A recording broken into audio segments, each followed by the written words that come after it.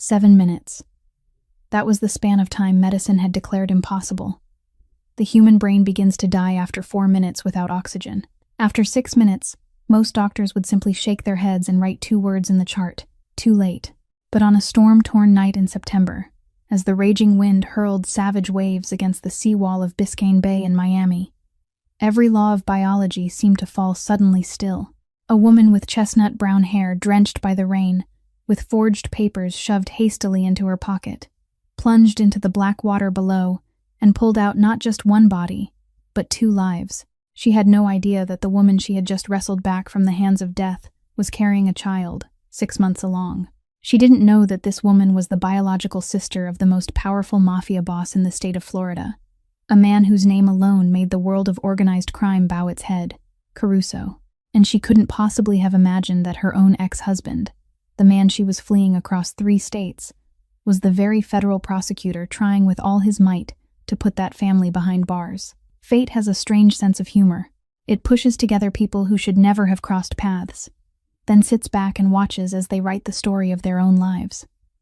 This is the story of how a victim became a hero without ever meaning to be one, of how a fugitive, a woman who had lost everything, found the one thing she had never truly had, a real family, of how the word famiglia, engraved on a silver bracelet, became a promise to protect her when the whole world had turned its back. But before there is light, there is always darkness, and the darkness of Brooke Sinclair began 72 hours before that fateful night. If this story touched your heart, please tap like and share it so more people can hear it. Don't forget to subscribe to our channel so you won't miss the next deeply emotional stories. The penthouse on the 42nd floor looked out over the Chicago skyline like a fortress suspended in the night sky. Floor-to-ceiling windows reflected the city lights, creating the illusion of luxury and freedom. But for Brooke Sinclair, this place had never once been home. It was a gilded cage. She sat on the edge of the bed in the master bedroom, her hands tightly woven together, her eyes fixed on the clock on the wall. 11:43 at night. Preston would be home at any moment. Federal parties usually ended around this hour, and she knew exactly what kind of state her husband would return in. Drunk. Not drunk enough to stagger, but just drunk enough to strip away the mask of the respectable prosecutor and reveal the man beneath it. 5 years earlier, Brooke had met Preston Hale at a charity fundraiser downtown. She had been 23 then, freshly graduated with a degree in physical therapy, still struggling to find her footing in life. Preston had appeared like a knight in a perfectly tailored 3-piece suit. 33 years old, the youngest federal prosecutor in the history of the Chicago office, with a smile that could have melted ice. He said he would protect her, that he would take care of everything for her. She had been innocent enough to believe that was love. She didn't know that to Preston, protection and control meant the same thing. The sound of the private elevator pulled Brooke back to the present. She heard the heavy footsteps on the oak floor, the thud of a leather briefcase tossed onto the sofa. Then the bedroom door swung open. Preston stood there, his tie loosened, his eyes red with whiskey. But it wasn't the alcohol that made the hair rise on Brooke's neck. It was the stack of papers in his hand. Her bank statements. "What did you promise me, Brooke?" Preston's voice wasn't loud. It was even softer than usual. That was what made it most terrifying. He never shouted when he was truly angry. "You lied to me. $1,000. Every month. Sent to that junkie in California." Preston moved closer, each footstep sounding like a hammer driving nails into a coffin. "Keith is my brother. He's trying to get clean. I just wanted to help." Brooke didn't get to finish. Preston's hand clamped around her wrist and twisted until the pain forced her to her knees. He dragged her into the dressing room, shoved her inside, then slammed the door shut. The electronic lock clicked with a dry, final sound. "You'll stay here until I decide what to do with you. 48 hours. Brooke stayed inside that windowless room for 48 hours. With nothing but a bottle of water and a few protein bars, the housekeeper slipped through the crack beneath the door. She didn't cry. She'd run out of tears a long time ago. Instead, she made a plan. On the 3rd day, Preston left on a 2-day business trip to Washington. Before going, he opened the door and looked at Brooke the way a man might look at a broken possession. "When I get back, we're going to have a serious conversation about your future." The door closed. The helicopter on the rooftop roared, then faded into the distance. Brooke waited another hour, just to be certain. Then she began to act. She cried out that her stomach hurt terribly, twisting on the floor until the housekeeper panicked and opened the door. The glass of water she handed the woman had already been laced with 2 sleeping pills. 15 minutes later, the housekeeper was fast asleep on the sofa. Brooke didn't waste a second. She went into Preston's study, the one room she had never been allowed to enter. Using a code she'd long ago memorized in secret, she opened the drawer. She found a small black USB drive. She didn't know what was on it.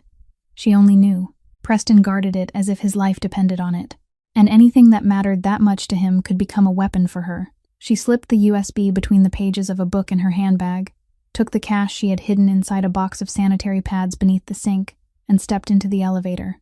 When the steel doors slid shut, Brooke looked at her reflection in the mirrored wall. She barely recognized the woman staring back at her. The face was pale, the eyes hollow, but inside them was something she had thought she'd lost long ago. Resolve. She didn't know where she was going. She only knew she had to get as far away as possible before Preston realized she was gone. Brooke didn't call a taxi through an app. She knew Preston could access anything tied to her name, from credit cards to phone records. Instead, she walked 7 city blocks through the cold Chicago night until she found an old-fashioned yellow cab idling outside a 3-star hotel. Cash. No questions. No names. The Greyhound bus station on the edge of the city was her first destination. From there, she bought a ticket to Indianapolis with small bills and coins, then took a seat in the very back. The brim of her baseball cap pulled low to hide her face. For the entire 4-hour ride, she didn't sleep. Every time the bus stopped to pick up passengers, her heart clenched as if some invisible hand were squeezing it shut. Preston would discover she was missing by morning. He would lose his mind. And with the power of a federal prosecutor behind him, he could set the whole system in motion to find her. Indianapolis greeted Brooke with a gray dawn and a thin, stubborn rain that seemed to cling to everything. She made her way to a used car lot at the edge of town, where second-hand vehicles stood in rows like old animals waiting for someone to take them home. There was an older Honda CR-V, its silver-gray paint faded, but the engine still running strong. The owner of the lot was an elderly Mexican man who didn't ask many questions when Brooke counted out each bill and placed the cash on the table. No paperwork, no official registration, just the keys, and then she was gone. Brooke didn't head straight south. She knew that would be Preston's first guess. Instead, she drove north, crossing into Minnesota, then curved back down through Iowa and cut across Missouri. Each state became another layer of cover. Each mile placed one more measure of safety between her and the nightmare named Preston Hale. But distance on a map couldn't erase fear. On the long, empty stretches of highway, every police car that appeared in the rearview mirror made Brooke swallow down a burst of panic. Every pair of headlights trailing too long behind her became Preston's ghost. She ate at gas stations, slept in her car in deserted Walmart parking lots, and washed up in public restrooms. She looked like a homeless woman, and that suited the plan perfectly. On the second day, in a small town in Tennessee, Brooke pulled over beside a junkyard. Among the stacked skeletons of rusting cars, she found an old sedan with its license plate still attached. She removed the plate from her own car and replaced it with the one from the abandoned vehicle, a federal felony. She knew that. But between prison and going back to Preston, she chose the risk. Mississippi received her with the damp, heavy heat of the South and a payphone standing outside a weathered gas station. Brooke remained there for 10 minutes before she found the courage to lift the receiver. She had memorized the number of the rehabilitation center in California long ago. 3 rings. Then a familiar voice came through. "Is that you, sis?" Keith sounded stronger than he had the last time they spoke. Her brother's voice no longer trembled. It no longer carried the exhaustion of someone still fighting the grip of addiction. "Are you doing okay?" Brooke tried to keep her voice steady. "I heard you're almost finished with the program. Just 2 more weeks. But sis, where are you calling from? This number's strange. Is Preston home?" Brooke closed her eyes. She wanted to tell Keith everything. About the years of hell. About the locked room. About this frantic and desperate escape. But she couldn't. Keith was healing. He needed peace, not another burden. "I'm going to be okay, Keith. I just wanted to hear your voice. But you have to promise me one thing." "What is it?" "Don't look for me.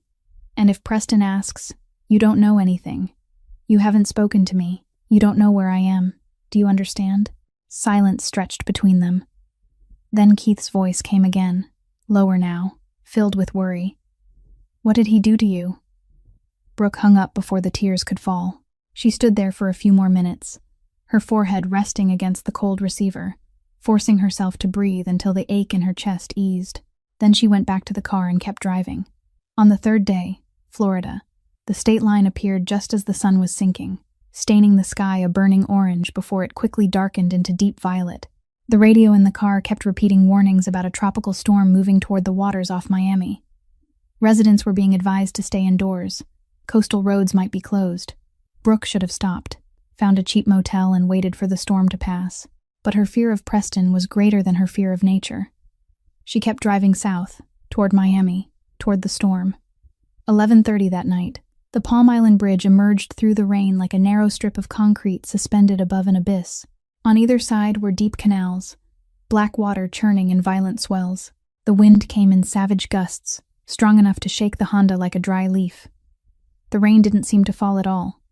It flew sideways, slamming against the windshield like millions of tiny stones. Brooke tightened both hands around the steering wheel, her eyes straining to see through the wall of water. She could see nothing beyond 30 feet ahead. This was a mistake. She knew it was a mistake, but it was too late to turn back. Suddenly, headlights from behind pierced the darkness. Brooke looked into the rearview mirror, her heart breaking into a wild, panicked rhythm. 3 black Escalades with dark-tinted windows were coming up behind her in a tight formation, moving like a military escort. The lead vehicle flashed its lights. Instinctively, Brooke shifted into the slower lane and gave way. The 3 SUVs swept past her like enormous ghosts. For one brief instant, through the rain-streaked glass of the middle vehicle, Brooke caught sight of a small figure in the back seat.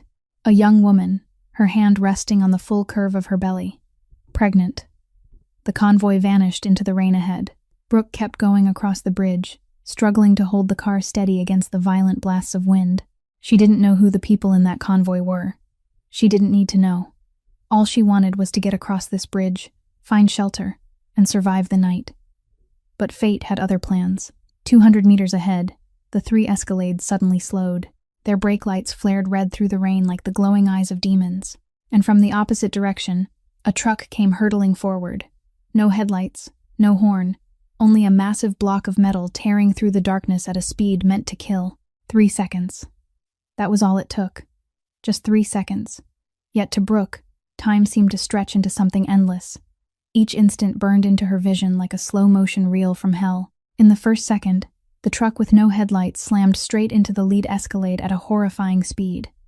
The sound of metal crushing metal rose like the roar of some monstrous beast tearing its prey apart. The front of the truck rammed into the side of the SUV and sent it spinning 90 degrees, sparks exploding through the rain like fireworks lit by death itself. In the second, the second Escalade hit the brakes hard, but the road slick with rain betrayed every effort to regain control. The vehicle fishtailed, tipped onto one side, then rolled over and slid across its roof, with the shrill scream of steel grinding against concrete. A trail of sparks stretched out for 20 meters, like the slash of a giant blade carved across the bridge. In the third second, the last Escalade, the one carrying the pregnant woman, had no time to react. It was flung sideways by the chain reaction of the crash, spinning like a toy top that had lost all control. The side of the vehicle smashed into the steel guardrail with devastating force. The guardrail gave way, and the SUV plunged into the night, vanishing into the darkness of the deep canal below. Brooke slammed on the brakes with both feet. The Honda spun 90 degrees and skidded across the wet pavement, 30 meters. She felt every yard beneath the tires as though her own body were being dragged across the road. The car came to a stop 50 meters from the wreckage, its nose pointed straight toward the broken guardrail. Silence, for the briefest fraction of a moment. Then chaos exploded. Doors flew open. Men poured out from the 2 remaining Escalades, dark figures moving with frightening speed despite their injuries. They didn't look like ordinary victims of a traffic accident. Black suits, expensive shirts, and in the hands of more than one of them, pistols glinting beneath the headlights. Brooke understood at once. These weren't businessmen or politicians. This was the Mafia. A shout in Italian tore through the storm. Gianna, Gianna. One man lunged toward the shattered guardrail. He was tall, broad-shouldered, and moved with the force of a wounded animal. Blood ran from a cut on his forehead, staining half his face red, but he didn't seem to notice. His eyes looked in only one direction, the black abyss below. My sister's down there, he shouted in English, his voice roughened by despair. Let me go. Let me get down there. 2 other men were trying to hold him back, gripping his arms and shoulders, stopping him from jumping. You can't, boss. The water's churning. You'll die. I don't care. That's Gianna. That's my sister. He fought against them, nearly throwing both men aside. The strength in his desperation was terrifying. Brooke sat frozen in the car, both hands still clamped around the steering wheel until her knuckles had gone white. Her heart was pounding wildly, not because of the crash itself, but because of the cold clarity of what she was seeing. This was the Mafia. These were men who killed without hesitation. If she got involved, if they saw her face, if they remembered her life would never be peaceful again. Reason screamed inside her head. Go, drive away now. You're running from your husband. You can't let anyone know you were here. This isn't your fight. But her eyes couldn't leave the man who was shouting into the storm. The pain in his voice touched something buried deep inside her. She knew that feeling. She knew what it meant to be terrified of losing someone you loved. She knew what helplessness felt like. Then movement flickered at the edge of her vision. The truck door burst open, and the driver jumped out. But instead of running toward the victims, he turned and ran the other way, disappearing into the darkness with the speed of a man who had planned this long before it happened. Brooke blinked. No driver ran after causing a wreck like that. Not unless it hadn't been an accident at all. Not unless this was an assassination. The thought flashed through her mind and was gone just as quickly, because another image had taken hold of everything inside her. The pregnant woman in the SUV that had gone over the edge. She was down there, in the freezing water, in the dark, drowning, with her child still inside her. Brooke turned off the engine. Her hand reached for the door handle. Reason screamed at her one last time. You're out of your mind. You're going to die. Even a state-level swimmer would fear these waves. You're on the run. But there was another voice, smaller, deeper, rising from the farthest hidden place in her soul, whispering, There's a mother and a child dying down there. If you leave, you'll never forgive yourself. You may go on living, but guilt will hollow you out until there's nothing left. Brooke opened the car door. Wind and rain crashed into her like nature's own slap, as though the storm itself were shouting in her face, asking if she was certain. She was. She didn't know what she would be able to do. She didn't know whether she would survive, but she knew she couldn't sit there and watch another woman die when there was still a chance to save her. For the last 4 years, she had been a helpless victim.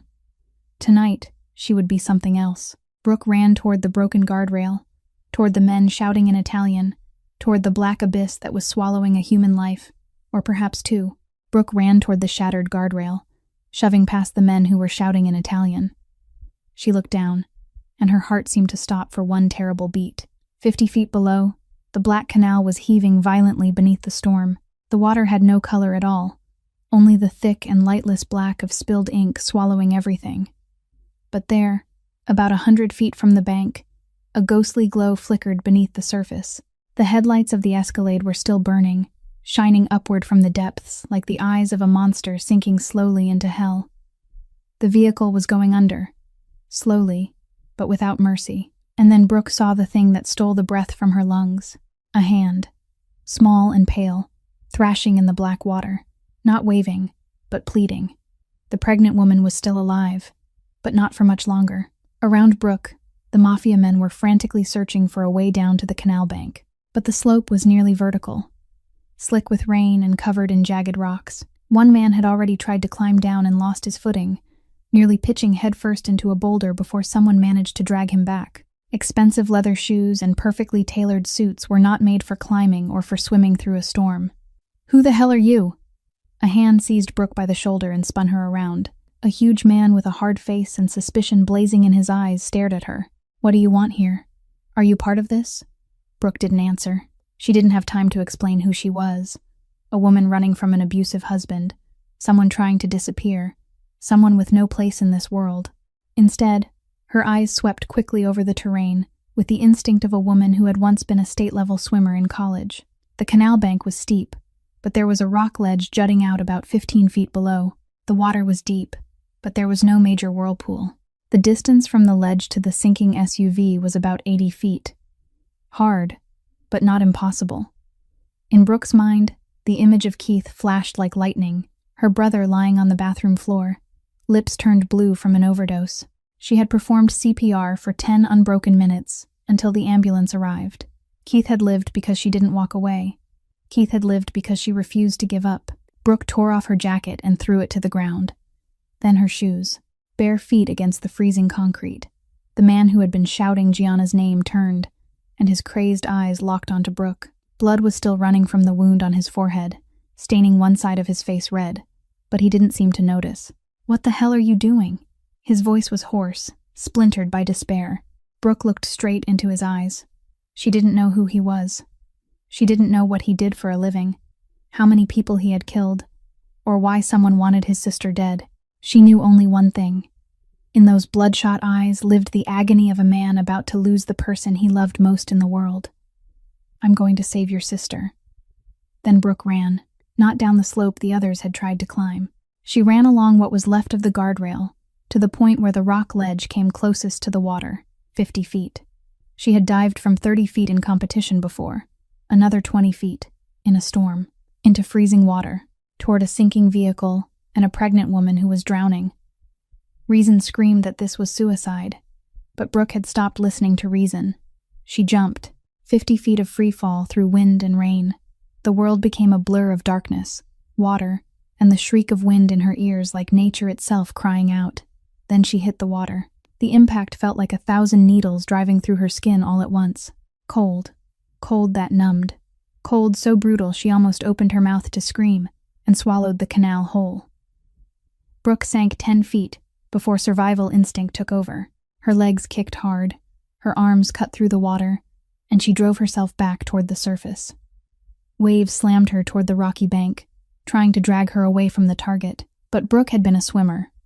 She knew how to read the current. She knew how to cut across the water at an angle so the waves couldn't carry her off. She swam toward the fading glow, toward the vehicle sinking inch by inch into the dark. Her lungs began to burn. Her muscles started screaming from the cold and the strain, but she didn't stop. The light grew closer. Then Brooke dove beneath the surface. Darkness wrapped around her like a black shroud. The freezing water pressed against her ears. She swam toward the headlights, toward the dim outline of the SUV tilting farther and farther down, and then she saw her. Through the side window, a pair of eyes were staring straight at her. The eyes of the pregnant woman, wide with terror and yet still full of hope. She was conscious. She was alive, and she was looking at Brooke as though Brooke were an angel who had fallen from the sky to save her. The Escalade was sinking faster than Brooke had thought. Beneath the water, the headlights flickered wildly, as though sending out one final signal for help before the battery gave out for good. Brooke swam toward the driver's side door, where Gianna was trapped. Through the glass, she saw the young woman trying to force the door open with both hands, but the pressure of the water outside was too great. The door didn't move at all. The water had already risen to Gianna's chest, and it was climbing higher with every passing second. Brooke pressed her hand against the window and motioned for Gianna to look at her. She tried to send the message through her eyes alone. "Stay calm. I'm going to save you. Don't panic." Gianna nodded, but her eyes were still swimming with fear. One hand clutched her swollen belly as though she were trying to shield her unborn child from the death that was closing in around them. Brooke tried the door. It wouldn't budge. The force of the water held it shut like the grip of some giant hand. She had to think fast. Every second slipping away was another second Gianna was losing. The rear window. Brooke swam around toward the back of the SUV, her lungs beginning to burn from the lack of oxygen. She had been right. The impact against the guardrail had shattered the rear window, leaving an opening wide enough for a person to squeeze through. But all around the edge of that opening were jagged shards of glass, sharp as sharks' teeth, glittering in the dimming light of the failing headlights. Brooke didn't hesitate. She forced herself through the broken opening. A shard sliced into her left arm, tearing a long gash from elbow to wrist. She knew she was bleeding. She knew the water around her was clouding into a faint red haze, but she felt no pain. Adrenaline was surging through her veins like live current, shutting down every sensation her body didn't need. Inside the vehicle, the water had already risen to Gianna's neck. She was crying, her tears lost in the bitter salt water. One hand still clung to her belly, while the other clawed desperately at the seatbelt latch. It was jammed. Brooke lunged toward her and tried to unfasten the belt. It wouldn't release. The mechanism had been damaged in the impact, or the water had ruined the electrical system. She needed something to cut it. Glass. Brooke turned back toward the shattered window and tore loose a large shard, big enough to grip in her hand. It was as sharp as a razor. She went back to Gianna and began sawing through the seatbelt with the edge of the glass. Then the headlights died. Darkness crashed down all at once, like a massive black curtain swallowing everything whole. Brooke couldn't see a thing anymore. She could only feel the seatbelt beneath her hand, feel the back and forth motion of sawing, feel the fibers giving way, one by one. Then at last, the belt snapped free. Gianna was loose. Brooke grabbed Gianna by the wrist and pulled her toward the broken rear window. Gianna clung to Brooke the way a drowning soul clings to life itself, her nails digging painfully into Brooke's skin. But Brooke didn't let go. The two of them squeezed through the opening just as the vehicle tilted completely and began its final descent toward the bottom of the canal. The current swirling around the SUV nearly dragged them down with it. Brooke kicked hard, wrenching them free from the pull. And that was when the real struggle began. The surface was above them, far above them. Brooke had no idea how long she had already been under. 3 minutes, 4 minutes, maybe more. Her lungs were burning. Every cell in her body was screaming for oxygen, and she was dragging a woman who was 6 months pregnant. Brooke kicked, one arm locked across Gianna's chest from behind, the other pulling through the water. It was the rescue technique she had learned back in college. But theory was one thing. Doing it in darkness, in freezing water, with lungs ready to burst, was something else entirely. Up, she told herself. Up, up. Her legs drove like pistons. Her thighs burned. Her calves cramped. But she didn't stop. She couldn't stop. A faint light appeared overhead. Dim, but still light. The surface. Brooke gathered every last shred of strength she had for one final kick. And then she broke through. Air, cold and soaked through with rain, but air all the same. Brooke opened her mouth and dragged it into her lungs, and her chest expanded as though she had just been raised from the dead. Gianna surfaced with her. She coughed violently, gagging up salt water, but she was breathing. She was alive, but they still weren't safe. The waves were still battering them hard, dragging them toward the jagged rocks along the bank. If they struck stone at that speed, they wouldn't survive it. Brooke adjusted her direction, cutting across the current instead of trying to fight against it head-on. She aimed for a flatter ledge of rock about 50 feet away. 50 feet, with a woman 6 months pregnant on her back, in the middle of a storm. With her body already spent after long minutes under the water, Brooke's legs began to cramp. First, her left calf, tightening in agony as though some cruel hand were crushing the muscle with pliers. Then her right thigh seized. She wanted to scream, but didn't dare open her mouth for fear of swallowing more water. Her arms were going numb. She couldn't even feel her fingers anymore. Her body was giving up on her one piece at a time, 20 feet more. Brooke had no idea where the strength came from. Maybe from the image of Keith on the bathroom floor all those years ago. Maybe from the memory of surviving 4 years trapped under Preston's control. Maybe from the look of hope in Gianna's eyes when she had seen Brooke appear beneath the water. Brooke refused to surrender. 10 feet. A wave slammed her into a boulder, but she twisted and took the blow on her own back, instead of letting it hit Gianna. Pain exploded through her. Maybe a broken rib. She didn't know. She didn't care. 5 feet. Brooke's hand struck the flat rock ledge. She grabbed hold and pulled herself up, pulled Gianna with her, inch by inch, until both of them were stretched across the rock, half their bodies still in the water, but their heads finally above it. Brooke was gasping, her chest aching as though it had been torn apart. She turned to look at Gianna, and her heart stopped. Gianna lay motionless. Her eyes were shut. Her lips were blue. Her chest wasn't rising. She wasn't breathing. Brooke didn't allow herself to think. She moved on instinct, on training etched into her from her years as a physical therapist. Lay Gianna flat on the smooth rock ledge. Tilt her head back to open the airway. Place both hands one over the other in the center of the chest, right over the breastbone. Then begin compressions. 30 chest compressions. 2 rescue breaths. Repeat. Brooke counted silently in her head to keep the rhythm. 1, 2, 3, 4. Her arms were already screaming with exhaustion after that swim through death, but she didn't stop. 5, 6, 7. Gianna's chest sank beneath Brooke's pressure, then rose again. No response. 15. 16, 17. Gianna's lips were still blue. Her eyes were still closed. Her chest still didn't rise on its own.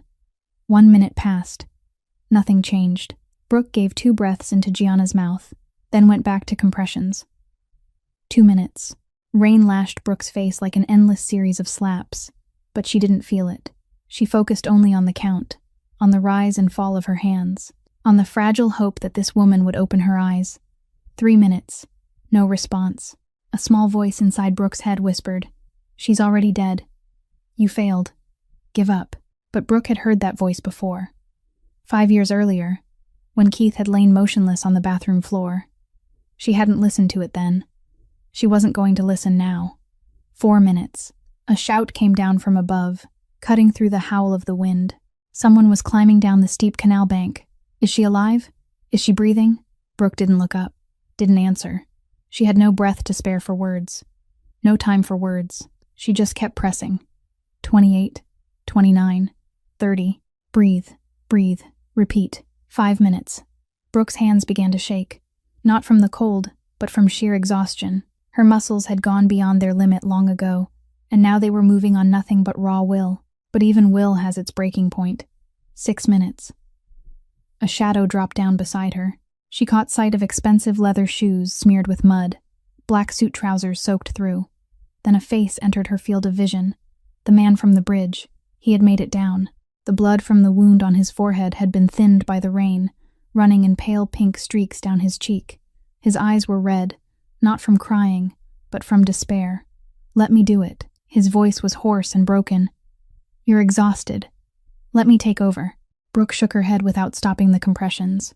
"I know what I'm doing," she said through ragged breaths. "Don't touch her." The man fell silent.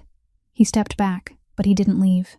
He stayed on his knees there, watching his sister lying motionless, watching a strange woman fight to pull her back from the hands of death. 7 minutes. Brooke drove down one last time with every ounce of strength she had left. Her body was on the verge of collapsing. Her head spun from lack of oxygen. Her hands had gone numb.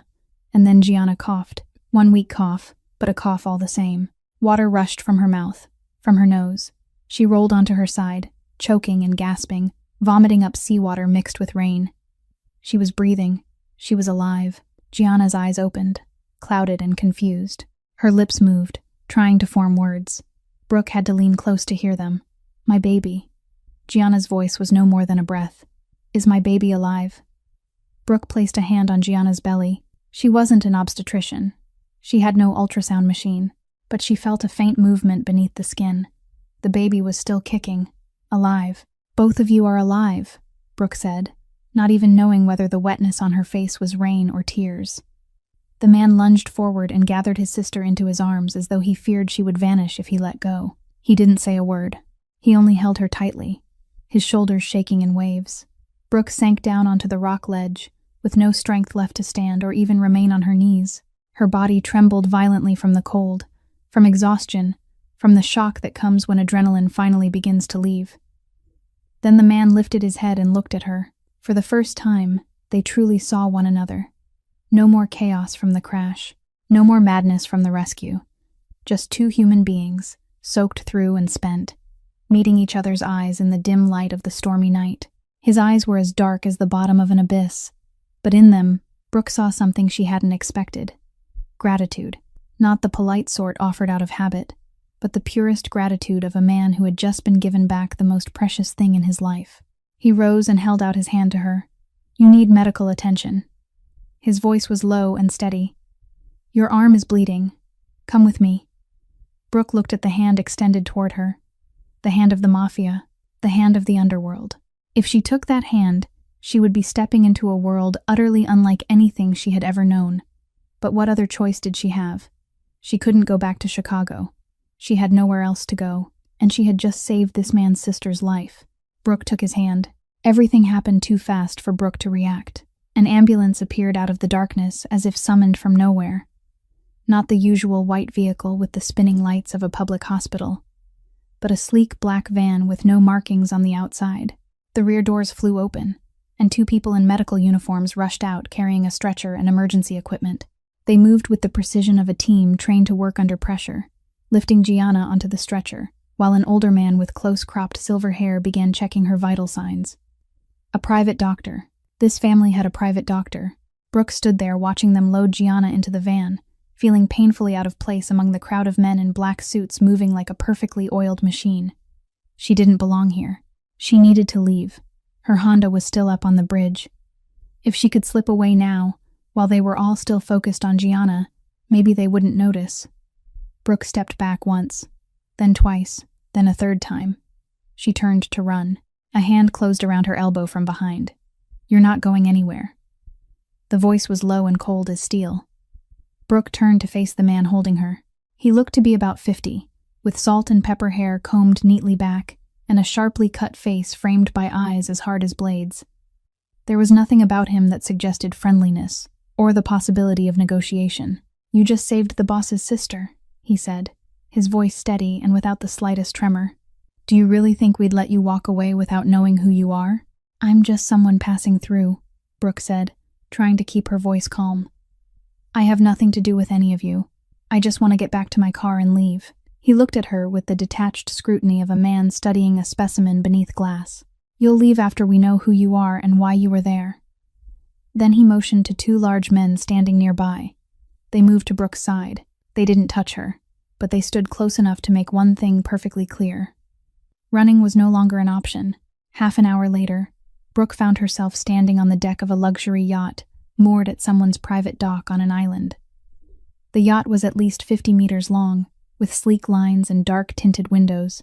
Inside was a world of polished oak, cream-colored Italian leather, and paintings that Brooke was certain were worth more than the entire apartment she had once lived in.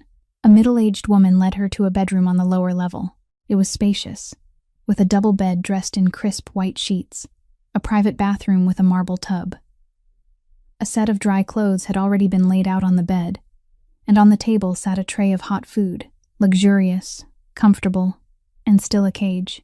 Brooke noticed there was no lock on the bedroom door from the inside, but when she glanced into the hallway, a large man was standing there with his arms folded across his chest, staring straight ahead. He wasn't there to protect her. He was there to guard her. That night, Brooke didn't sleep. She stood by the round window looking out over Biscayne Bay, whose waters had turned calm again after the storm. The lights of the Miami skyline flickered far away like another universe, one she could see but never reach. She had run from Preston, from the penthouse, from 4 years of control and abuse. And now she was here, on a Mafia yacht, watched by men who were even more dangerous than her ex-husband. The irony of it almost made her laugh. The next morning, the silver-haired doctor from the night before appeared in her room. He introduced himself as Webb, only Webb, with no last name. He examined the wound on Brooke's arm, stitched it with 12 careful sutures, then wrapped it neatly with the precision of a surgeon who had done this 1,000 times before. "Gianna and the baby are both fine," he said as he packed away his instruments. "She's awake, and she's asking about the woman who saved her. You did something extraordinary, young lady. Not many people could have done what you did last night." Brooke didn't answer. She didn't want praise. She wanted freedom. That afternoon, the bedroom door opened, and the man from the bridge stepped inside, the one who had shouted Gianna's name in desperation, the one who had held his sister on the rock in the middle of the storm. But the man standing in front of Brooke now looked nothing like that broken figure from the night before. He wore a perfectly tailored black suit, a white shirt without a tie, and his black hair was combed neatly back. The wound on his forehead had been stitched and covered with a small bandage. He looked like the chief executive of a billion-dollar corporation, not a mafia boss. But his eyes gave him away. Cold, calculating, dangerous. "Who are you?" No greeting. No thanks. Just the question, fired like a bullet straight at her. Brooke had prepared for this moment. All through the night she had thought about what she would say. "My name is Sarah Miller," she said, her voice even and controlled. "I'm just someone who was on the way to Miami when I came across the accident. I saw someone needed help, so I helped. That's all." The man looked at her without speaking for several long seconds. Then he opened the leather briefcase in his hand, took out a file, and tossed it onto the table in front of Brooke. "You're lying." His voice held no emotion at all. Brooke looked down at the file. On the first page was a photograph of her, the photo from her real driver's license. Beneath it was her real name. Brooke Sinclair, and on the next page was another photograph. Preston, in a suit, standing in front of the federal courthouse, wearing the confident smile of a powerful man. "Your real name is Brooke Sinclair," the man said, his voice as cold as ice, "and your husband is Preston Hale, a federal prosecutor." Brooke stared at the file spread across the table and felt as though the ground beneath her feet had just given way. They had found everything. Not only her real name, but her old address, her former workplace, even her wedding photograph with Preston from 5 years earlier. In that picture, she was smiling, her face bright with the hope of a 23-year-old woman who believed she had found her prince. She didn't recognize that woman anymore. "Who sent you here?" the man across from her asked, his voice cold and even, as if he were asking about the weather. "No one," Brooke said, trying to keep her voice steady. "I already told you. I was just passing through." "You're Preston Hale's wife," he cut in. "A federal prosecutor leading the campaign against my family. He spent the last 2 years trying to put me and everyone I love behind bars. And now you want me to believe that your appearance on the exact night my sister was nearly assassinated was nothing more than coincidence." Brooke blinked. Preston was prosecuting this family. The knowledge hit her like a blow. In 4 years of living with Preston, she had never known the details of the cases he was pursuing. He never spoke about work at home, and she had never been allowed to ask. "I didn't know," she said. And this time it was the truth. "I didn't know what Preston was doing. He never told me anything. He never let me know anything. He never let me do anything." "You expect me to believe," the man interrupted, "that a federal prosecutor never told his wife about the biggest case of his career?"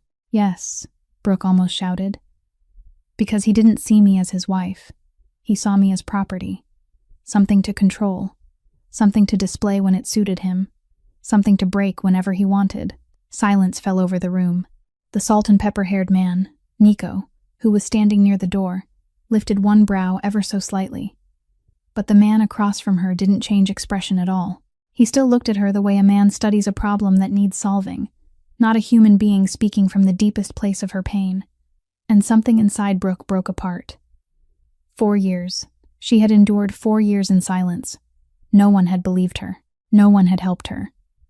And now, even after she had risked her life to save this man's sister, he still didn't believe her. "You want the truth." Brooke's voice shook now, not from fear, but from anger. "Then here's the truth. My husband turned my life into hell for 4 years. He controlled everything I ate, everything I wore, everyone I saw. He hit me whenever I did something he didn't like. He locked me in a room for 2 days because I dared to send money to my brother. I ran because if I had stayed one more day, I would have died. Not because he would have killed me, but because I would have ended my own life just to escape him."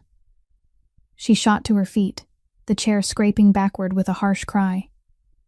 "I don't know who you are. I don't know who your sister is. I only saw a pregnant woman about to drown, and I jumped because I couldn't stand there and watch another woman die when I might still do something to stop it. If you want to kill me for that, go ahead. At least that death would mean more than dying at Preston's hands." A heavy silence settled across the room. Brooke stood there, chest rising and falling hard, eyes red but dry. She had cried too much in the last 4 years. She had no tears left. The man across from her said nothing. He stood, walked to the window, and turned his back to her. "Nico, check her neck." The salt and pepper-haired man stepped closer to Brooke. He looked at her now with something that was no longer pure suspicion, but something else. "Would you pull your scarf down?" Brooke didn't understand why, but she obeyed. She tugged the collar lower, exposing the skin along her throat and chest. Nico looked, and for the first time, the controlled mask on his face changed. "There are old bruises," he said to the man standing by the window. "The shape is consistent with a man's hand, and there's a faint scar near the collarbone. This wasn't a one-time thing." Then Nico reached into his jacket and placed something on the table. The small black USB drive. "We found this among your things," Nico said. "Do you know what's on it?" Brooke looked at the drive. It was the one she had taken from Preston's locked drawer, the one she thought might serve as a weapon if she ever needed one. "I don't," she said honestly. "I only knew it mattered to Preston. I took it because I thought it might protect me if I had to defend myself." Nico looked toward the man at the window. "It contains proof of the bribes Preston Hale accepted from the Benedetto family." The man turned back and walked slowly toward the table. Benedetto, our enemies, the ones who tried to kill my sister last night, the wife of the federal prosecutor prosecuting my family, just saved my sister from an assassination attempt ordered by my enemies, and she's carrying evidence that could destroy both sides, her husband and Benedetto alike. He stopped and looked at Brooke with an expression she couldn't read. Either this is the most sophisticated scheme I've ever seen, or this is the most insane coincidence in history. I don't know who Benedetto is, Brooke said. I don't know who you are. I don't know anything. You don't need to, he cut in. You only need to understand that from this moment on, you'll stay here until I decide how to use this situation. You're not a prisoner, but you're not a guest, either. You're a chess piece, Brooke Sinclair. And I haven't yet decided which move to make. Brooke watched as the man walked out of the room, with Nico following behind him. The door closed with a soft click. She sank into the chair, her mind spinning. She had run from Preston, from 4 years of control and violence, and now she was trapped in the middle of a war between two dark powers, with a USB drive full of secrets that could destroy them both. She was no longer Preston's prisoner. She had become a piece on a board whose rules she didn't understand, and she had no idea which side was more dangerous. A week passed aboard the yacht, and Brooke learned to measure time by the smallest things. Breakfast at 7 o'clock. Dr. Webb arriving at 10 to change her bandages. Lunch at noon. Long afternoons that seemed endless, staring out at the bay through the round window. Dinner at 7. Then nights even longer than the days, filled with nightmares of Preston and the unanswered question that never stopped circling inside her. Where was he? And when would he figure out where she had gone? She was treated kindly in a strange, unsettling way. The food was good, the room was spotless, and no one gave her trouble. But the guard still stood outside her door 24 hours a day. She was still a prisoner. Only now she was a prisoner in a gilded cage.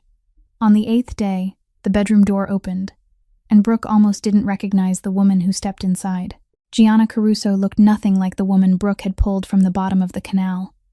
Her lips were no longer blue, and her skin no longer carried that dreadful pallor of oxygen loss.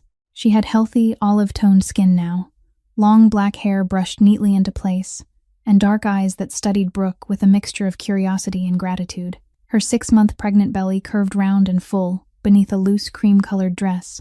"So you're the one who saved me," Gianna said, her voice warm, without the guarded edge her brother carried. "I've wanted to meet you for days, but the doctor wouldn't let me out of bed." Brooke didn't know what to say, so she only nodded. "Are you okay? I mean, the baby." Gianna smiled and rested a hand on her stomach. "Healthy. Kicking like crazy every night, like he's training for boxing. The doctor said if you'd been 2 minutes later, he wouldn't have made it. You saved 2 lives, you know that." Gianna walked to the chair across from Brooke and sat down without waiting to be invited. "My brother thinks you might be a spy," she said bluntly. "He thinks everything's a plot. That's how he's survived in this world. But I don't believe that." "Why?" Brooke asked. "Because no spy dives into black water to save a stranger." Gianna tilted her head as she looked at her. "A spy would have let me die, then approached my family as someone offering sympathy. That would have been the smart way.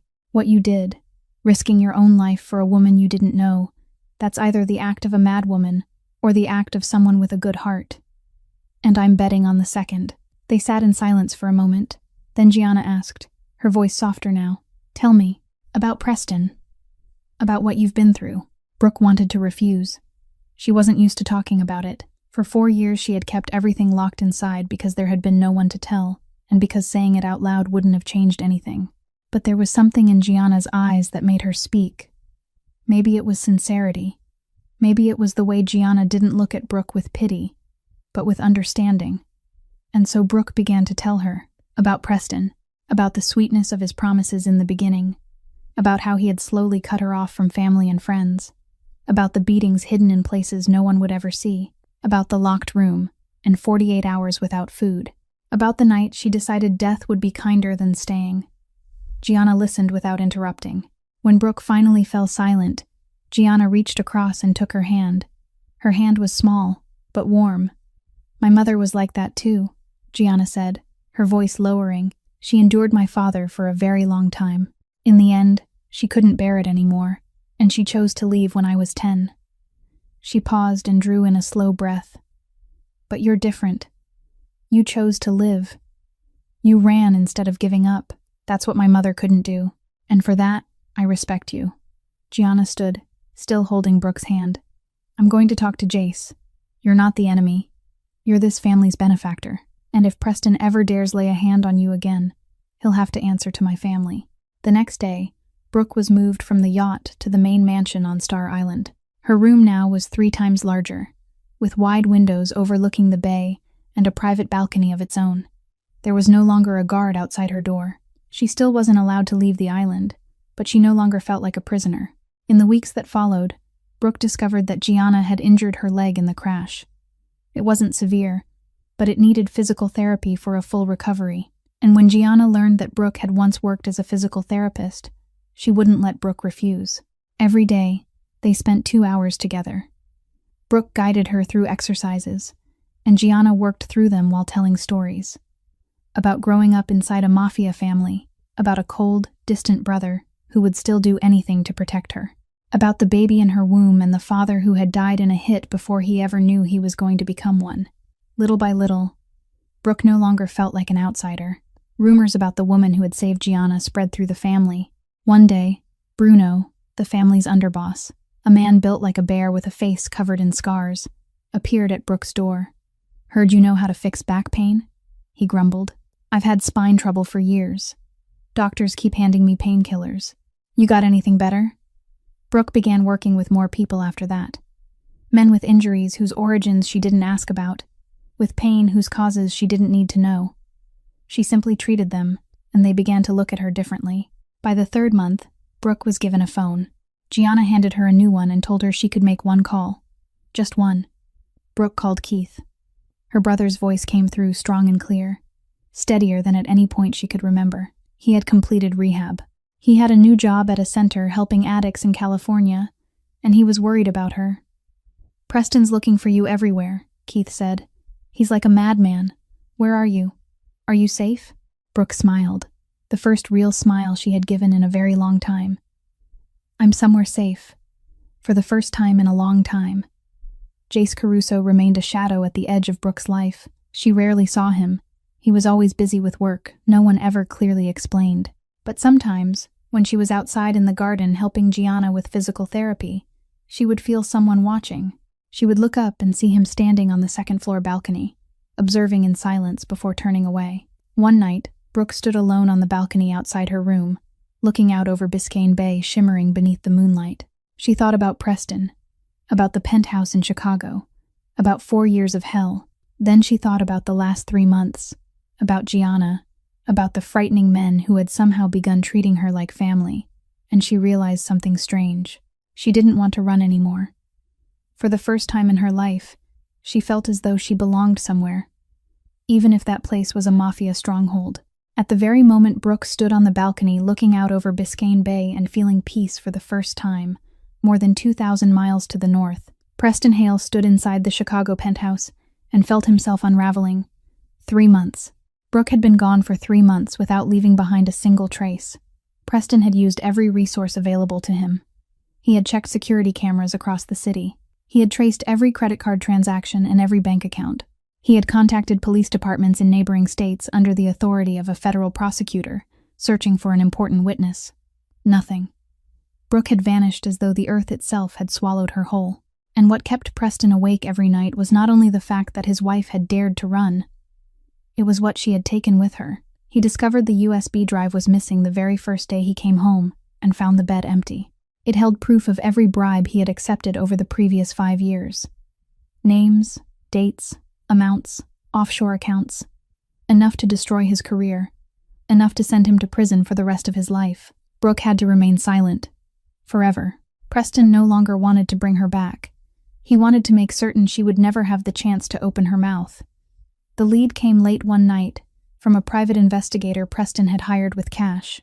"Your wife is in Miami, and you're not going to like what I'm about to tell you." Preston sat up straight in his chair. "Tell me." "She's with the Caruso family." Preston felt as if someone had punched him in the chest. Caruso. Jace Caruso. The Mafia boss he had spent the last 2 years building a case against. His #1 enemy in the world of organized crime. And now his wife was inside that man's stronghold. How? Preston ground his teeth together. Why, it looks like she saved Caruso's sister in a car accident. Now she's living in his mansion on Star Island, protected like family. The investigator added more details, but Preston no longer heard a word. His mind was already spinning with a plan. He couldn't touch Brooke while she remained under Caruso's protection. He needed someone who could penetrate Caruso's territory without raising suspicion. He needed Caruso's enemy. A week later, Preston sat in an elegant Italian restaurant in Manhattan, across from Victor Benedetto, a 60-year-old man with pure white hair and the eyes of a venomous snake, the head of the Benedetto crime family, and Caruso's sworn enemy in a war over territory that had dragged on for decades. "What do you want, counselor?" Benedetto asked, his voice like gravel grinding together. "You're prosecuting us, yet here you are asking for a private meeting. Interesting." Preston placed Brooke's photograph on the table. "My wife is with Caruso. I want her back." Benedetto looked at the photograph, then back at Preston with a spark of amusement in his eyes. "I've heard about her. The woman who jumped into the canal to save Jace's sister. That story's been all over the streets." He gave a dry, amused laugh. "If we touch her, Caruso will declare war. And I've got no interest in opening another front right now." "I don't need you to touch her," Preston said slowly. "I just need you to create the opening that lets me touch her." Benedetto tilted his head, waiting. "You attack the Caruso estate as a distraction. While they're busy dealing with your people, I'll come in another way and take my wife. Caruso will never know you were involved beyond what he already suspects. He'll think it was simply another failed strike from you." "And what do I get out of it?" Benedetto asked. Preston smiled. "I'm the man leading the case against you. I can make that file disappear. Permanently." Silence stretched between them. Benedetto lifted his glass of wine to his lips, took a slow sip, and never looked away from Preston. "She's your wife," he said at last. "And you have the right to bring her home. I understand that. We have a deal." 2 weeks later, in Miami, Gianna knocked on Brooke's bedroom door with a radiant smile. Her belly had grown rounder now, her 8th month of pregnancy already upon her. "This weekend is Marco's baby's christening," Gianna said. "You have to come. You're this family's good luck charm. Everyone wants to meet the woman who saved me." Brooke hesitated. She still wasn't comfortable with crowds, especially crowds made up of dangerous men, but she couldn't say no to Gianna. "I'll come," Brooke said with a smile. That morning, the Miami sky was a clear, unbroken blue. Brooke stood in front of the mirror in her room, wearing a dress for the first time since leaving Chicago. It was a pale blue dress, simple but elegant. Gianna had chosen it for her. She looked at the woman in the mirror and almost didn't recognize her. The deep hollows beneath her eyes from sleepless nights were gone. The constant fear had faded from her face. She looked peaceful. She looked happy. She didn't know that Preston was already on his way to Miami. She didn't know that Benedetto had deployed a team ready to strike. She didn't know that the real storm was about to arrive. The christening was held at an old Catholic church on the mainland, about 20 minutes by car from Star Island. Most of the Caruso family was there, from Jace in a solemn black suit to Bruno with the irritated look of a man forced into formal clothes, along with dozens of men and women Brooke had gradually come to recognize over the last 3 months. Only Brooke and Gianna remained behind at the mansion. Gianna was too heavy and uncomfortable to move around much in the 8th month of her pregnancy, and Brooke had volunteered to stay and keep her company. 4 bodyguards stood watch around the estate. Star Island was already considered the safest place in Miami, with its own private security system and only one road leading in. No one thought anything could happen on a quiet Sunday like this. Brooke and Gianna were sitting in the first-floor living room, where the glass doors opened toward the pool and the distant sweep of Biscayne Bay. Gianna was talking about her plans for decorating the baby's room while Brooke listened and smiled. She had grown used to conversations like these. Ordinary moments she had never been allowed to have during the 4 years she lived with Preston. The clock showed 1 o'clock in the afternoon when the explosion came from the front gate. Brooke shot to her feet. Gunfire. Then more gunfire. Not 1 or 2 shots, but full bursts of automatic fire ripping apart the stillness of the midday air. Brooke ran to the window, and her heart seemed to stop. A group of men dressed in black were pouring through the shattered gate. They moved in military formation, guns in hand, firing at the 4 bodyguards who were trying to fight back. This wasn't a robbery. This was a coordinated assault. This was war. Gianna rushed into the room after the first shots, her face drained white with fear. "What's happening, Benedetto?" Brooke didn't know why she was suddenly so certain, but she was. This was the rival family Jace had once mentioned. The same ones who had tried to kill Gianna on the bridge 3 months earlier. "We have to go. Now." Brooke grabbed Gianna's hand. "Is there another way out?" "My brother's office," Gianna said, her voice trembling. "There's a secret tunnel that leads to the dock out back." The 2 women ran down the long hallway, the sound of gunfire drawing closer. Brooke could hear shouting in Italian, the crash of glass breaking, the pounding of feet. They were already inside the mansion. Jace's office was at the end of the corridor. Gianna ran to the massive oak bookcase, pulled on a false book, and the whole shelf slid aside to reveal a steel door. "You go first," Brooke said. "I'll be right behind you." "No," Gianna shook her head. "We go together. You saved me once. I'm not leaving you here alone." Brooke wanted to argue, but there was no time. She had just started toward the tunnel when the office door burst open. She turned, bracing herself to face the attackers in black. But the man who stepped inside wasn't wearing black. He was dressed in an expensive gray suit, white shirt, sandy blonde hair combed neatly back, and in his hand was a pistol aimed straight at Brooke. Preston Hale. "Hello, Brooke." Preston's voice was as sweet as poison. "I've missed you so much." Brooke stood frozen. Over the last 3 months, she had slowly begun to forget that face, that voice, the fear he inspired in her. But now it all came crashing back like a tidal wave. Preston stood there in Jace Caruso's office as though he belonged in the room. He stepped farther inside, his eyes sweeping over the space before stopping on Gianna, who was trembling beside the tunnel door. "So this must be Caruso's sister," Preston said with a smile. "The one my wife risked her life to save. Interesting. She has nothing to do with this." Brooke stepped forward, placing herself between Preston and Gianna. "Get out. She's pregnant. You can't hurt her." Preston laughed, and the sound was cold as ice. "I don't care about her. I only care about you. 3 months, Brooke. I searched for you everywhere, and all this time you were here, living like a queen in the house of criminals. You don't even need me anymore, do you?" The gun in Preston's hand lifted higher, aimed directly at Brooke's chest. Behind her, Gianna moved. She was about to do something, maybe run or reach for a phone. Brooke didn't know, and she didn't dare turn to look. "Don't move, pregnant lady," Preston said, his voice sharp as a blade. "One more step and I'll shoot my wife right in front of you." Gianna stopped, but then she did something none of them expected. She lunged forward, trying to shove Preston with the full weight of her 8-month pregnant body. Preston reacted instantly and threw her back. She hit the hardwood floor with a sickening sound, both hands flying to her stomach, her face twisting in pain. "Gianna," Brooke cried out and dropped to her knees beside her. Gianna lay there gasping, her hands clutched tight over her swollen belly.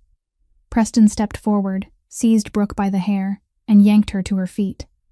White, hot pain shot through her scalp. Brooke wanted to scream, but she bit it back. "Enough," Preston snarled. "We're leaving. Right now." "Wait," Brooke said, forcing her voice to stay calm even though her heart was pounding like a drum. "I'll go with you. No resistance. But leave her here. She's 8 months pregnant, and she just fell. She needs help. If you drag me out of here right now and she dies, Caruso will hunt you to the ends of hell." Preston hesitated. Brooke could see him weighing the risk. In that single moment, she knelt beside Gianna one last time, as though checking whether she was all right. And while her hand touched Gianna's shoulder, she slipped the USB into the pocket of Gianna's dress. The USB she had carried on her all this time like a final hidden card.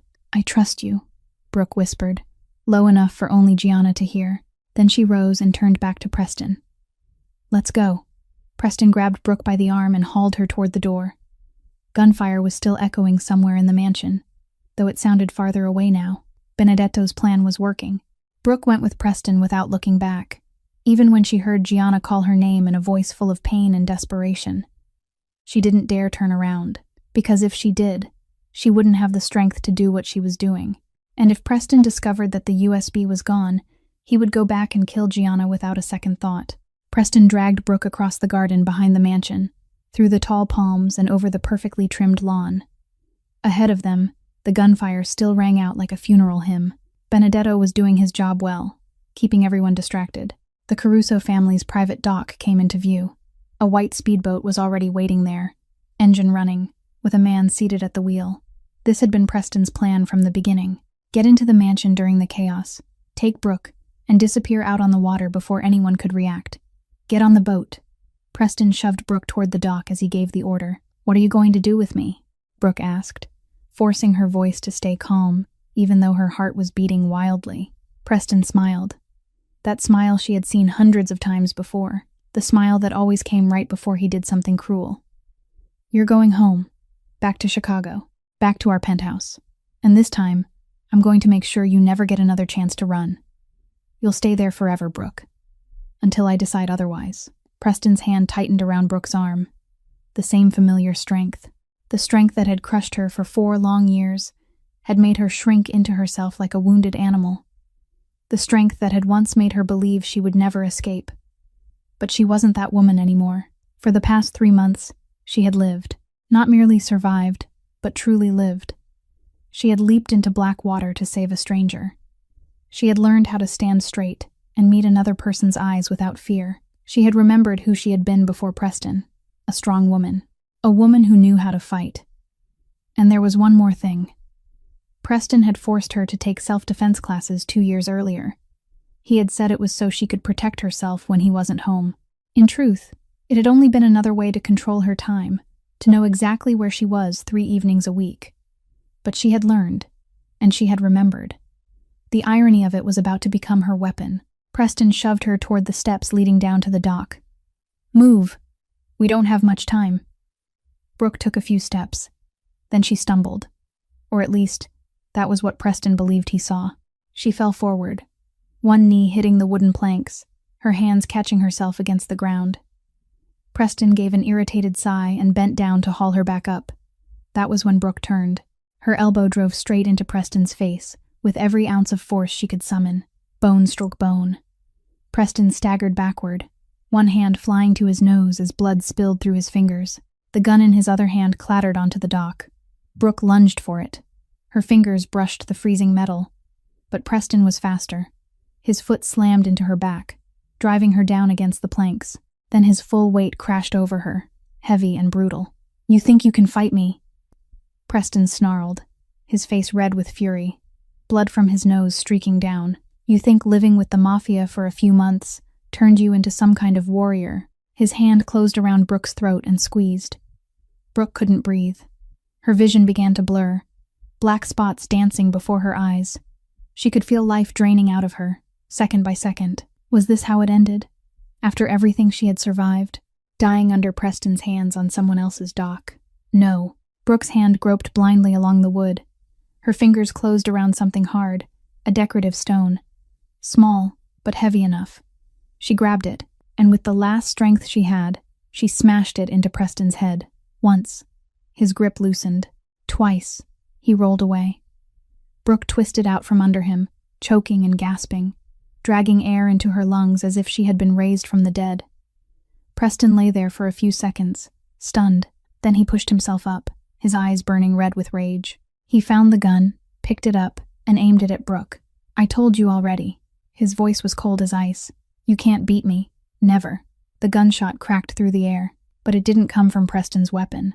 Preston jerked violently, his eyes widening in shock. He looked down at his left shoulder, where blood was spreading across the expensive gray fabric of his suit. Then he fell, and the gun dropped from his hand again. Brooke turned her head. At the far end of the dock stood Jace Caruso. Smoke still curled from the barrel of the gun in his hand. He was still wearing the black suit from the christening, but his shirt was half unbuttoned now, and there was blood on one wrist. He had fought his way back here.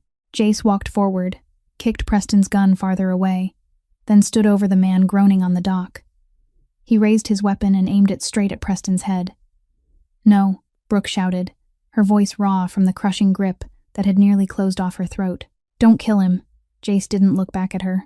His eyes stayed fixed on Preston. He almost killed you. He broke into my house. He threatened my sister. Give me one reason not to pull the trigger right now. Brooke pushed herself up, staggering toward Jace, because if you kill him, I'll never truly be free. Her voice shook, but her words were firm. He'll die as a victim.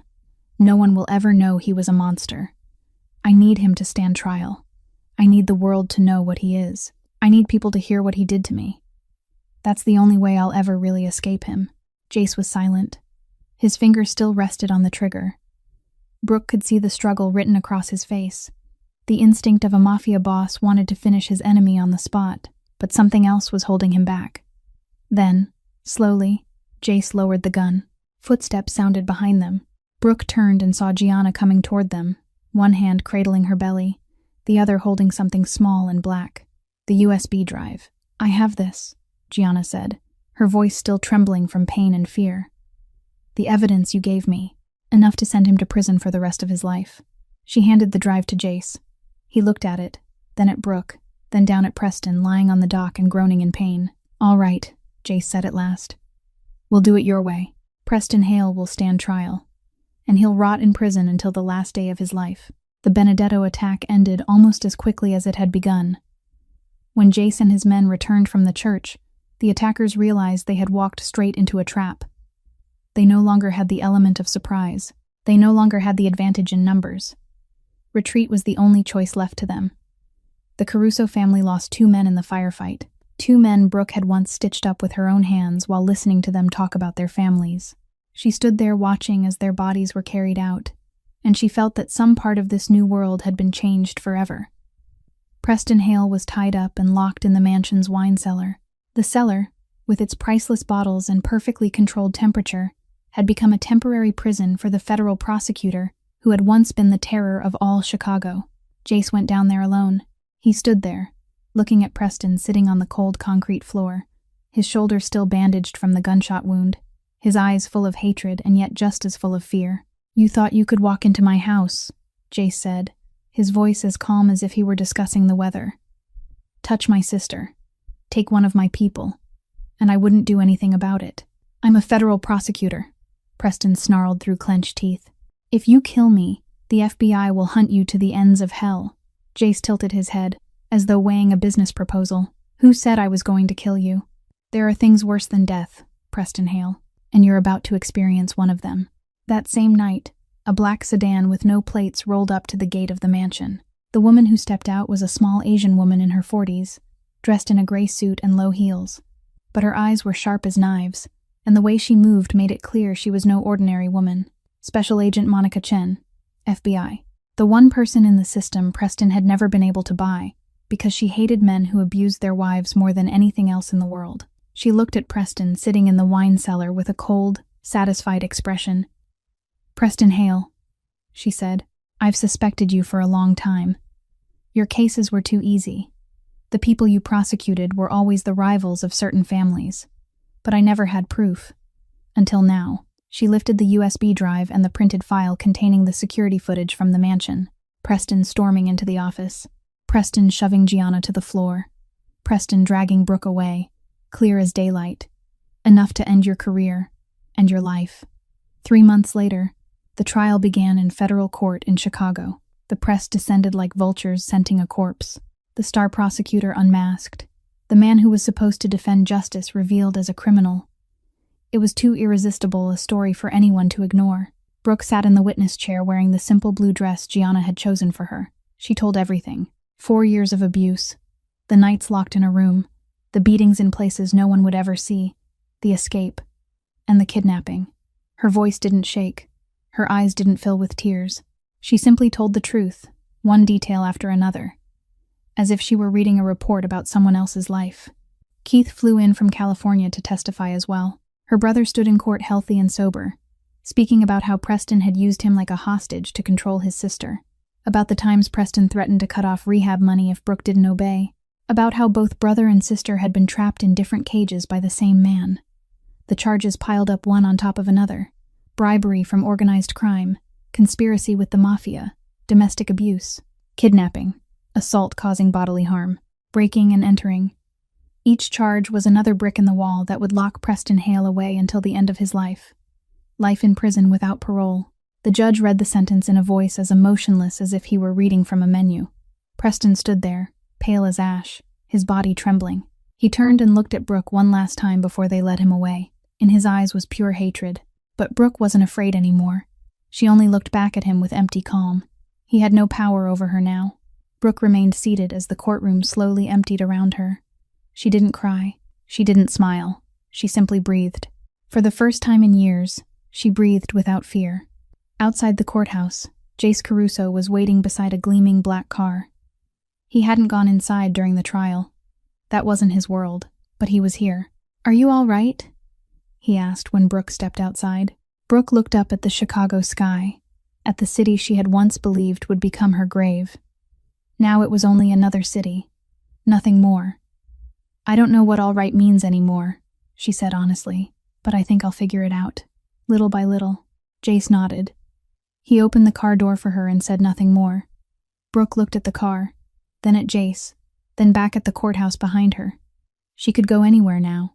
She was free, truly free for the first time in 5 years, and she stepped into the car. Not because she was forced, not because she had no other choice, but because she chose to. 2 years later, spring in Miami, the Star Island mansion glowed beneath the April sun, adorned with white flowers everywhere and silver ribbons drifting softly in the sea breeze. Classical music floated from a small orchestra set in the garden, blending with the gentle sound of waves brushing against the seawall in the distance. Today was Marcus's christening, the son of Gianna, the child Brooke had saved while he was still in his mother's womb at the bottom of that canal 2 years earlier. Now Marcus was nearly 2 years old, with dark eyes like his mother's, and a dimpled smile that had enchanted the entire family. Brooke stood on the second-floor balcony, looking down at the garden as more guests slowly gathered below. She was no longer the panicked woman fleeing across 3 states. Nor was she the stranger taken in because of a life debt. Now she was Brooke Sinclair, the woman who managed the legal real estate branch of the Caruso family. Boutique hotels, fine dining restaurants, rental properties stretching along the Miami coast. All of it passed through her hands for contracts, oversight, and management. Legitimate work, steady income, a life she had never dared to imagine for herself. And she had a home of her own, a small penthouse apartment on the edge of the island, overlooking Biscayne Bay. A gift from Jace on her birthday last year. "You need your own space," he had said when he handed her the keys. "A place that belongs only to you, not to the family, and not to anyone else. This is your home, Brooke. Truly your home." A knock on the door brought Brooke back to the present. Gianna stepped inside, radiant in a cream-white dress, carrying Marcus as he squirmed in his bright white christening outfit. "Are you ready? Everyone's waiting." Brooke smiled and followed Gianna downstairs into the garden. A small altar had been arranged beneath the branches of an old banyan tree, where the priest stood waiting in his ceremonial robes. Around it were familiar faces. Bruno, with his bear-like frame, still looked annoyed in a suit, though his eyes softened with affection whenever he looked at the baby. Nico stood behind him, his hair now completely white, though his back was still as straight as steel. Dr. Webb sat in the front row, a gentle smile resting on his aged face, and Keith, Brooke's brother, stood near the family row, taller and healthier than the last time they had seen each other at the trial. He had moved to Miami 6 months earlier, and now worked at a local rehabilitation center, helping people fight addiction just as he himself once had. The christening unfolded with solemn warmth. When the ceremony was over, Gianna stepped forward before the altar, still holding Marcus in her arms. "I want to say a few words," she began, her voice carrying through the quiet air. "This is Marcus, my son. But his full name is Marcus Brooks Caruso. His middle name was given to honor the woman who saved both my life and his 2 years ago." Brooke felt as though someone had struck her squarely in the chest. She hadn't known about this. She looked at Gianna, her eyes already beginning to sting. "Brooke Sinclair wasn't part of our family when she jumped into that black water that night," Gianna continued. "She was a stranger, a woman on the run, a woman with nothing and no one. She was in the middle of saving herself. She could have kept driving, and no one would have blamed her. But she didn't. She jumped into that black water to save a stranger who was pregnant. She risked her own life for someone she didn't know. That isn't the act of a stranger. That is the act of family." Gianna looked straight at Brooke, tears shimmering at the corners of her eyes. "You gave my son the chance to live. You gave me the chance to become a mother. And now my son will carry your name for the rest of his life as a reminder of that gift." Jace Caruso stepped forward to stand beside his sister. In his hand was a small black velvet box. "We don't trust outsiders easily," Jace said, his voice low and steady. "That's how we survive in this world." But you proved that you aren't an outsider. Not with words, but with actions. With blood. He opened the box. Inside was a gleaming silver bracelet, finely engraved with a single word, Famiglia. You don't belong to any one of us, Jace said, looking straight into Brooke's eyes.